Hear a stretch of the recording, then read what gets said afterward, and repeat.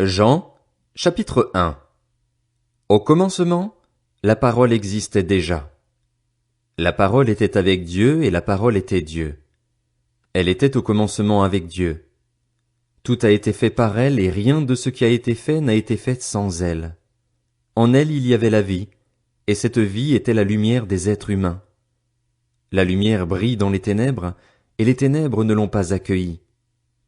Il y eut un homme envoyé par Dieu, son nom était Jean. Il vint comme témoin, pour rendre témoignage à la lumière afin que tous croient par lui. Il n'était pas la lumière, mais il vint pour rendre témoignage à la lumière. Cette lumière était la vraie lumière qui, en venant dans le monde, éclaire tout être humain. Elle était dans le monde et le monde a été fait par elle, pourtant le monde ne l'a pas reconnue. Elle est venue chez les siens, et les siens ne l'ont pas accueillie. Mais à tous ceux qui l'ont acceptée, à ceux qui croient en son nom, elle a donné le droit de devenir enfants de Dieu, puisqu'ils sont nés non du fait de la nature, ni par une volonté humaine, ni par la volonté d'un mari, mais qu'ils sont nés de Dieu. Et la parole s'est faite homme, elle a habité parmi nous, pleine de grâce et de vérité, et nous avons contemplé sa gloire, une gloire comme celle du Fils unique venu du Père. Jean lui a rendu témoignage et s'est écrié, « C'est celui à propos duquel j'ai dit, celui qui vient après moi m'a précédé, car il était avant moi. » Nous avons tous reçu de sa plénitude, et grâce sur grâce. En effet, la loi a été donnée à travers Moïse, mais la grâce et la vérité sont venues à travers Jésus-Christ. Personne n'a jamais vu Dieu. Dieu, le Fils unique, qui est dans l'intimité du Père, est celui qui l'a fait connaître.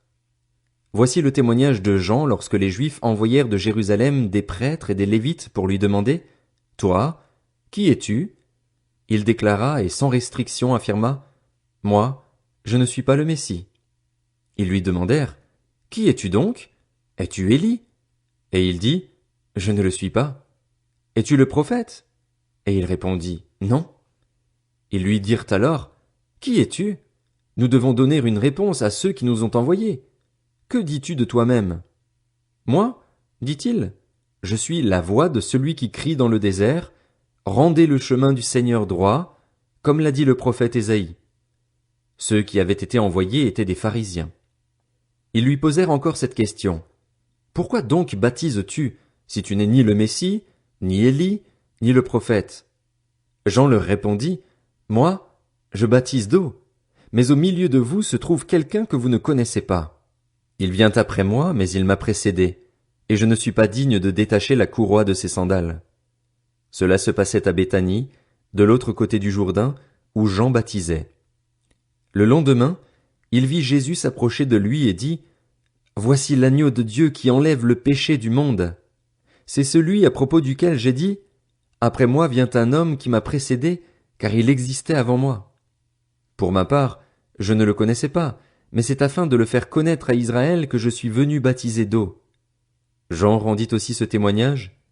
J'ai vu l'Esprit descendre du ciel comme une colombe et s'arrêter sur lui. Je ne le connaissais pas, mais celui qui m'a envoyé baptiser d'eau m'a dit, Celui sur qui tu verras l'Esprit descendre et s'arrêter, c'est lui qui baptise du Saint-Esprit. Et moi, j'ai vu et j'atteste qu'il est le Fils de Dieu. Le lendemain, Jean était encore là avec 2 de ses disciples. Il vit Jésus passer et dit, Voici l'agneau de Dieu.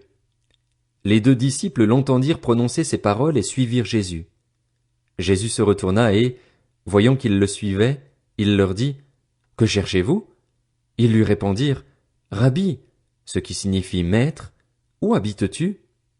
Venez, leur dit-il, et voyez. Ils y allèrent donc, virent où il habitait et restèrent avec lui ce jour-là. C'était environ 4 heures de l'après-midi. André, le frère de Simon-Pierre, était l'un des 2 qui avaient entendu les paroles de Jean et qui avaient suivi Jésus.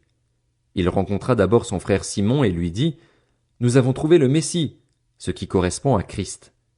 Il le conduisit vers Jésus. Jésus le regarda et dit, Tu es Simon, fils de Jonas, tu seras appelé Céphas, ce qui signifie Pierre. Le lendemain, Jésus décida de se rendre en Galilée. Il rencontra Philippe et lui dit, Suis-moi. Philippe était de Bethsaïda, la ville d'André et de Pierre.